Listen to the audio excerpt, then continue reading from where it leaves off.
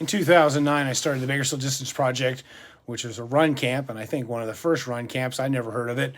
Had friends doing boot camps, and I decided to do run camp. But the nice part about that was Tuesday, Thursdays, we had practice, Saturdays, and I always talked to my athletes in person, which I much preferred. Never been much of a writer. I've never really cared for writing. I mean, in high school, I took 8 different English teachers because I didn't like any of them. So I took 4 years of English so I could get into UC San Diego, and I took a different English teacher every single semester. So, that being said, I'm really glad that I found this venue, podcast videos. Didn't really start doing it until 2018.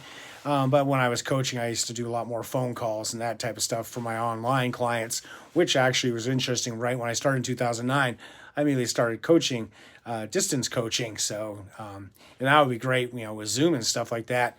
It's definitely a lot easier. And so I don't like writing, and I very rarely put anything down, pen to paper, or type it out.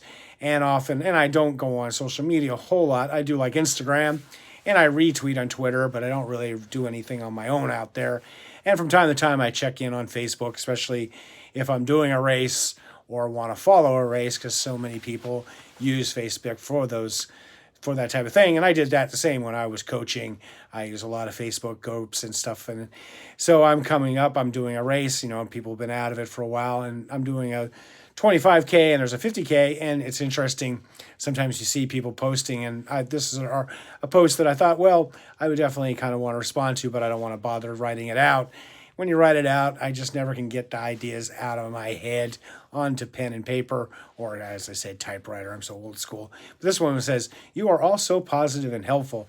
That being said, I need good recommendations on food stuff for longer runs. I've never trained to run this far, and info online is getting overwhelming."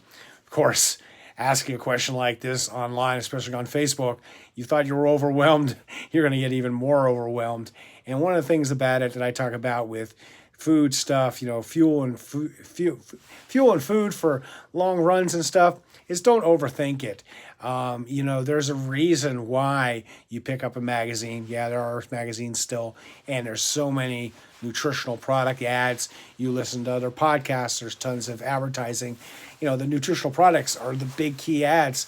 You see the people you follow on Instagram, and they're always doing these horrible, cheesy, holding the product in their hand photos of this special mix that they use for their races and fueling and stuff, and it can be overwhelming. My basic thing is, if you train properly, fueling is not going to be as big of an issue because you're going to be conditioned to put in the work. Plus, you're going to learn how to pace yourself, because a lot of fueling is basically on pacing and learning how to burn fuel properly. And so if you don't train properly and you're always running too hard too often, you're just burning glycogen, you're burning up those stores and never becoming more efficient fat burner, because, frankly, if you're doing a 15 to 30 mile race or longer, you really aren't into that zone where you really need to be fueling all the time. And I know you hear all these people saying, oh, you got to eat so many calories per hour, and some people set in watches. And it's more like, it's a hit or miss type of thing, but you can go a long way without eating. I've done many long distance races, 30 miles to 60, 70 miles without eating. I've done all day hikes like the Grand Canyon and Mount Whitney, and very rarely ate just because I'm not hungry and I'm going slow enough that I'm really not burning that type of fuel source. And if you're doing a long race that you've never done before, you really shouldn't be burning all that energy like you would, say, in a 10K or half marathon. So my recommendations is, don't stress about it.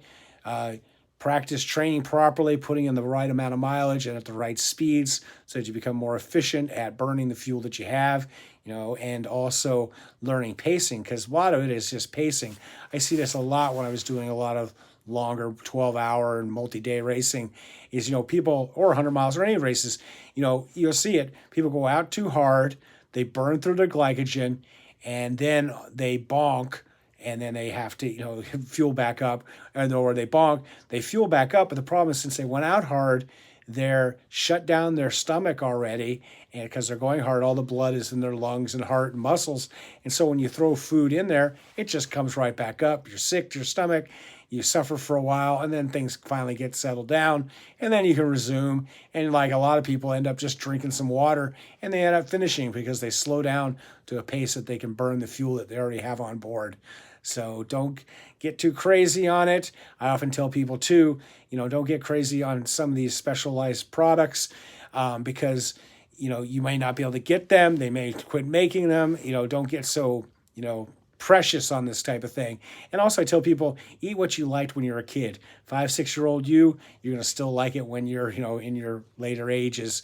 And also, you kind of have to live off the land.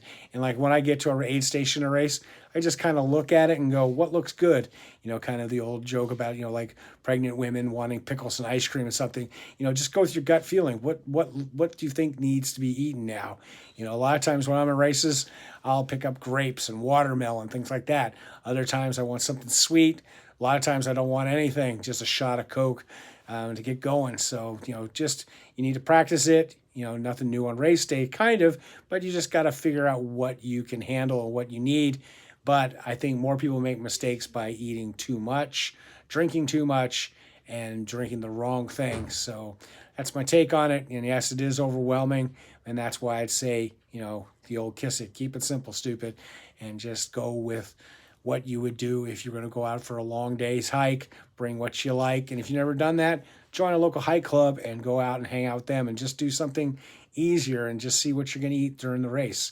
And another thing I really think is really good, especially when you're doing races that are going to spanning all day and all night, is kind of eat when you eat your regular meal times. If you eat in the mornings, have something then, kind of eat around lunchtime and eat around dinner time because your body's used to doing that. And so just kind of stick with things that and things you're used to. And as always, stay healthy, be boring, not epic.